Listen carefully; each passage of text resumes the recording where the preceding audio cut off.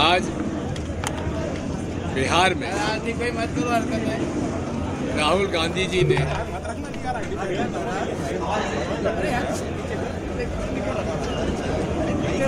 Vote बचाओ यात्रा प्रारंभ की है।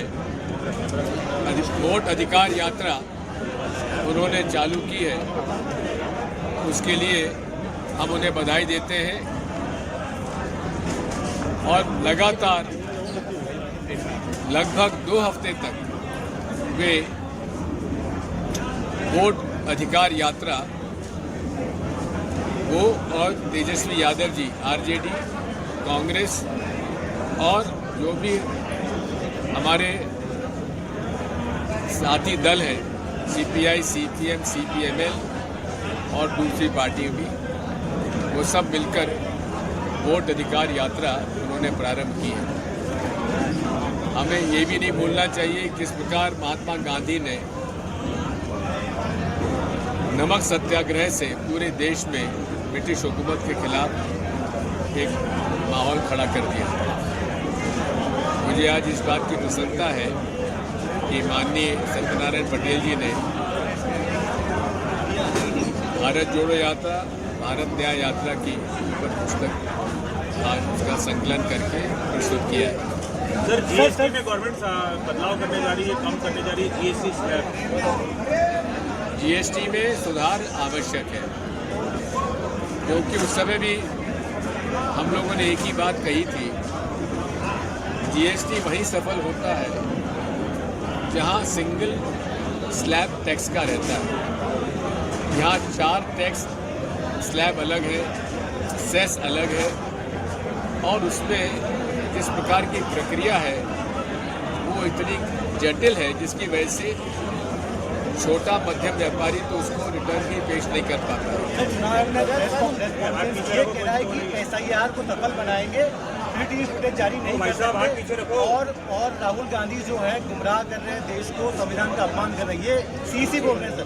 देखिए, उनको जो बोलना है बोले, लेकिन हमने जो तथ्य प्रस्तुत किए हैं उसका उत्तर तो दें। जो राहुल गांधी जी ने प्रश्न किए उनका उत्तर क्यों नहीं दे रहे?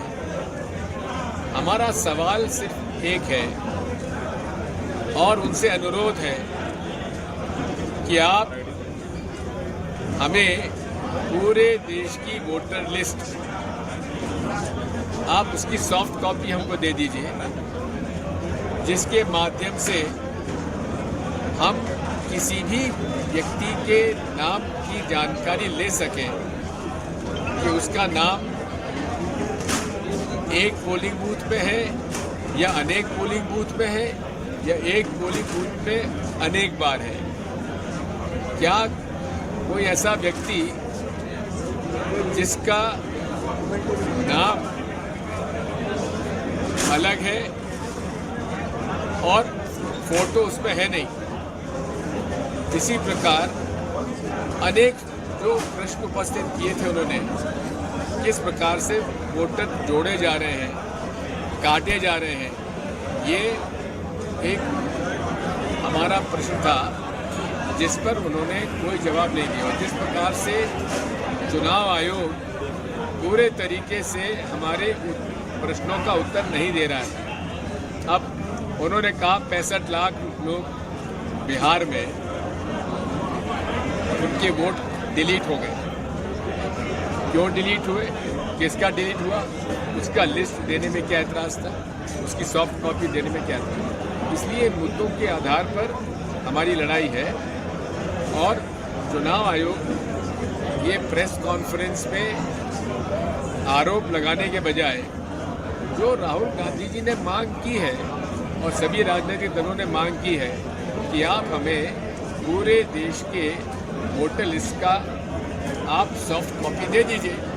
अब ये भी अजीब बात है कि एक विधानसभा में महादेवपुरा में उनको 6 महीने लगे पता लगाने के लिए और अनुराग ठाकुर साहब के पास 6 पार्लियामेंट सीट के पास जानकारी कहाँ से आ गई? उनके पास ये वोटर लिस्ट की सॉफ्ट कॉपी कहाँ से आ गई? अगर आप ये वीडियो YouTube पर देख रहे हैं तो हमारे चैनल को सब्सक्राइब कर बेल आइकन दबाएं और Facebook पर देख रहे हैं तो हमारे पेज को लाइक करें।